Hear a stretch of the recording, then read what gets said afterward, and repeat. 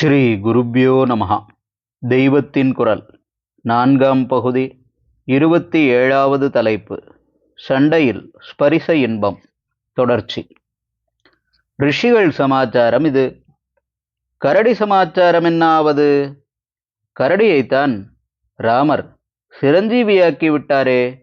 அது எப்படி ரிஷிகள் மாதிரி இன்னொரு ஜென்மா எடுத்து கிருஷ்ணாவதாரத்தில் தன் ஆசையை பூர்த்தி பண்ணி கொள்ள முடியும்?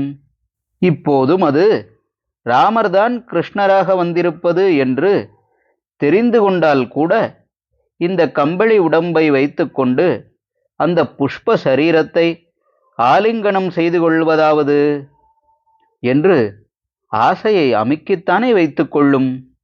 அதனால் அதன் இஷ்டபூர்த்திக்கு ஒரே வழி சண்டையில் கட்டிக்கொண்டு புரளும்படி பண்ணுவதுதான் என்று பகவான் பிளான் பண்ணி வைத்திருந்தார். மனுஷ லீலைக்குள்ளேயே இப்படி ரகசியமாக அநேக திவ்ய உத்தேசங்கள். இப்படியேதான் அர்ஜுனன் உபாசித்து வந்த பரமேஸ்வரனும் கிராடவேட வேஷத்தில் அவனோடு கட்டி புரண்டு சண்டை பிடிக்கும் வியாஜத்தில் அங்கசங்க பாக்கியத்தை கொடுத்தார். நாள் பாட்டுக்கு 1, 2 என்று ஓடிக்கொண்டிருந்தது. வெற்றி தோல்வி இல்லாமல் கிருஷ்ணரும் ஜாம்பவானும் யுத்தம் செய்து கொண்டிருந்தார்கள். கொஞ்ச நாள் வரையில் வெளியில் காத்து கொண்டிருந்த யாதவ ஜனங்கள், இன்னும் எத்தனை நாள் வீடு வாசலை விட்டுவிட்டு காட்டிலே காத்து கொண்டு கிடப்பது? உள்ளே போன கிருஷ்ணன் கதை முடிந்து போயிருக்கும், நாம் ஆபத்தில் சிக்கிக்கொள்ள வேண்டாம் என்று துவாரகைக்கு திரும்பிவிட்டார்கள். மனுஷ ஜாதியின் நன்றி விசுவாசம் அவ்வளவுதான். குகைக்குள்ளே 21 நாள் துவந்துவ யுத்தம் நடந்தது. அத்தனை நாளுக்குள்ளேயே ஜாம்பவானுக்கு அசக்தம் வந்துதான் விட்டதென்றாலும் அந்த நீலமேக சியாமள காத்திரம் தம்மேல் படுவதில் தமக்கே காரணம் தெரியாத ஒரு பெரிய சௌக்கியத்தை அவர் அனுபவித்ததால் தான் ஒரு மாதிரி ஈடு கொடுத்து வந்தார்.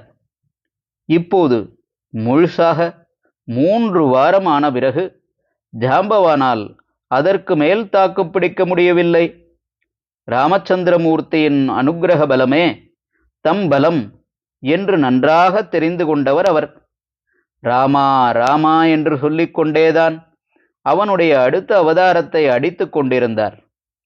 அந்த அனுக்கிரக பலத்தையும் நாமாவின் சக்தியையும் மிஞ்சி தம்முடைய வலுவை எதிரே இருக்கிற ஆசாமி குன்ற வைக்கிறான் என்றால் அவன் யாராயிருக்க முடியும்? அவனுடைய ஸ்பரிசம் ஏன் இத்தனை இன்பமாயிருக்கிறது என்று கொஞ்சம் யோசித்தார். பளிச்சென்று புரிந்துவிட்டது. இந்த விளையாட்டையே இன்னும் எத்தனை நாள் விளையாடுவது? இன்னும் எத்தனையோ விளையாட்டெல்லாம் விளையாடியாகணுமே என்று பகவானே தான் ஜாம்பவானுக்கு உண்மையை புரிய வைத்தார் என்று சொல்லலாம்.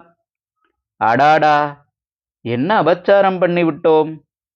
தேடிக்கொண்டு இந்த காட்டு குகைக்கு வந்திருக்கிற நம்முடைய உபாசனா மூர்த்தியையே இப்படி அநியாயமாக அடித்து புடைத்து விட்டோமே என்று ரொம்பவும் பச்சாத்தாபத்தில் மனஸ் உருகினார் ஜாம்பவான்.